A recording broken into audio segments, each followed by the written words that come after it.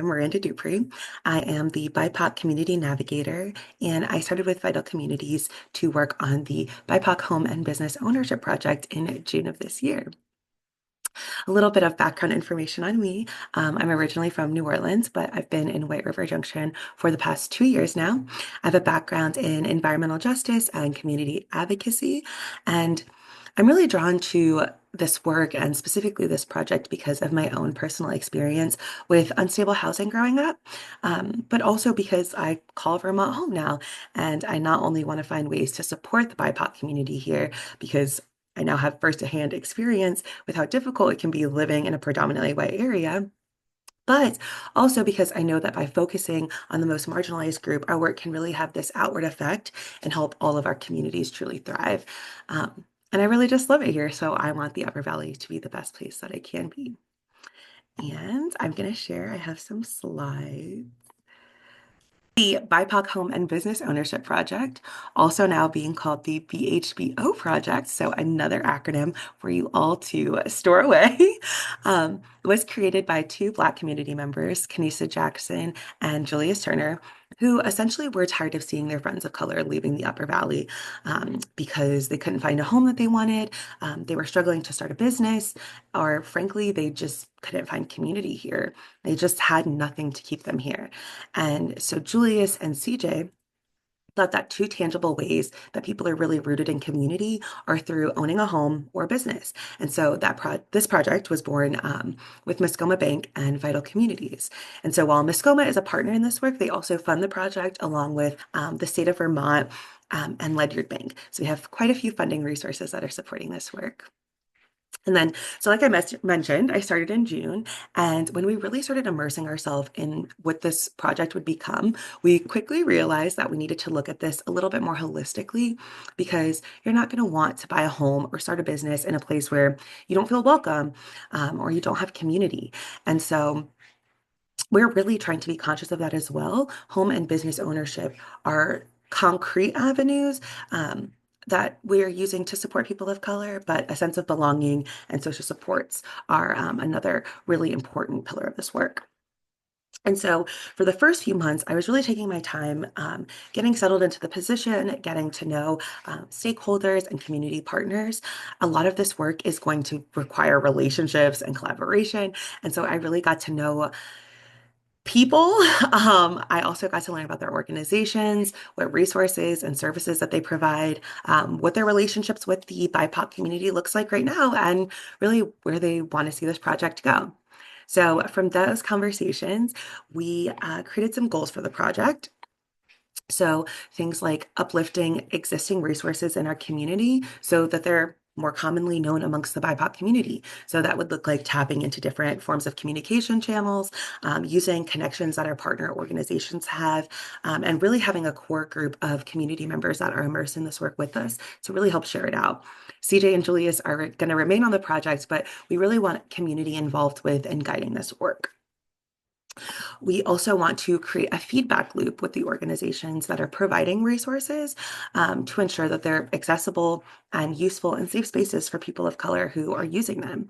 I know that a lot of these organizations are predominantly white, and so while people of color were in mind when some of these programs were created, people of color may not have had a voice in creating them, and so we really want to ensure that their voices are being incorporated into the resources and services that are being provided to them. Then through that feedback loop, we really want the relationships between BIPOC community members and these institutions to thrive and to really be built. I know when I was getting to know people and doing my little tour, a few organizations told me that they really want to do this work, but they have an all-white staff, they don't have any connections to the BIPOC community, and they don't have the resources to really genuinely make those connections. And so I'm really hoping that this work can act as a bridge to make those connections more natural for them. So, they're providing these resources and deepening relationships with the people who are receiving them. Some other hopes that we have for the project are to, increase access to knowledge of the ownership and financial structures, because we really want to combat that lack of generational insider knowledge. So just really helping to build up people's financial literacy and knowledge about how these like ownership processes work. And then because there's already such a small amount of people of color in the area, we really want to see more organizations sharing things with each other, like survey results, and just like different forms of data so that we're not tapping into the same small group of people for their knowledge all the time. And really using that data to tell a full story and not just as data points. So really incorporating the community and in the data and not just have it be numbers. We also want to host community conversations around what acceptance and belonging, um, look like, really trying to break that idea down of what it means to be a Vermonter or a New Englander, because oftentimes that comes with this like unspoken connotation of also being white. And so really breaking that down because if you live here, you are a Vermonter. Um, and then we also really want to create relationships of support within the BIPOC community through things like community events and business mentorship. So really building those connections within the community as well. So are we going to do all that? And how are we going to know if anyone is better off because we did it? So I was actually one of the staff members that took the anti-racist results-based accountability training. And I'm using the principles from that to really come up with effective ways to measure this work because a lot of our successes won't be numerical. So we're really starting with these first strategies for the project. And so lifting those resources, creating that feedback loop, and then helping to make those connections. And so if we're starting with these strategies for the project, some basic ways that we can measure success are, how much did we do? How many resources we collected, how many BIPOC community members use the resources, how many follow-up conversations we have with BIPOC community members after they have used a resource. Then we can also measure how well we did it based on, a percent increase in BIPOC community members at resource-based events, an increase of resource utilization, increase in improved resources based on feedback, and then reaching saturation in knowledge of the resources that do exist in the community. But how will we know if anyone is better off? That is the million-dollar question.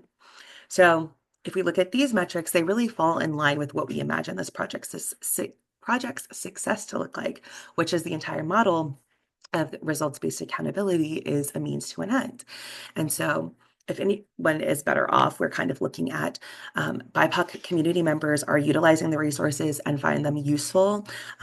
They report experiencing higher success in the ownership process. Institutions are getting more feedback directly from BIPOC community members, and they're incorporating that into their services. And then institutions are putting resources into maintaining and deepening those relationships that they have built with the BIPOC community. And so by using these metrics to measure if the BIPOC community members are better off, we can really work on this retention problem that the area has. We can really like redefine what it means to be someone from the Upper Valley and make this a place that people of color want to and are able to join, a place where they can put down those roots and really just make the Upper Valley a place that we can all call home.